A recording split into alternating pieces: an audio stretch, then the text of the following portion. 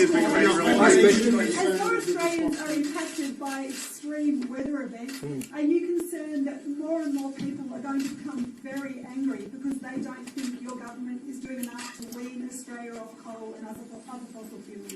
Well, I'd make 2 points. Obviously, climate change is having an impact here in Australia, as it is in every country around the world. And that's why, as a government, we committed. We're the first government to commit to net zero by 2050 in Australia. That's what our government did. That's what we've done. Our government has now seen emissions fall by over 20%. You know, they can't say that in New Zealand. They can't say that in Canada. They can't say that in Japan. They can't say that in the United States. You can say it here in Australia because that's what we've achieved through the climate policies that have seen emissions fall. And we've got $21 billion invested over the next 10 years to ensure that we continue to reduce those emissions. But this is one of the big differences between our climate policies and perhaps some others. I'll tell you what's not going to fix climate change. What's not going to fix it is just doing something in Australia, and then in other developing countries, their emissions continue to rise.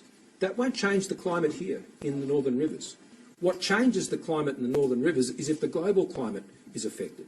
And that's why the technology work that we're doing, which we're doing with Indonesia, which we're doing with Vietnam, which we're doing with India, with countries that have rising emissions profiles, we need to be able to give them the commercial technology that enables their countries to get on a lower emissions, net zero emissions profile over the next generation. Now, if you don't achieve that, you can get a warm, fuzzy feeling here in Australia. And I think it's great that we've reduced emissions by 20%, and I think it's great we've got a commitment to get to net zero by 2050.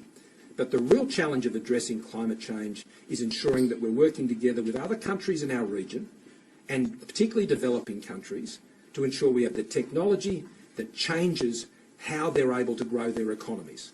And that's what Australia is seeking to do, and as a leader in the world it's seeking to do. Thanks, everyone. Why didn't you do a street walk, Prime Minister?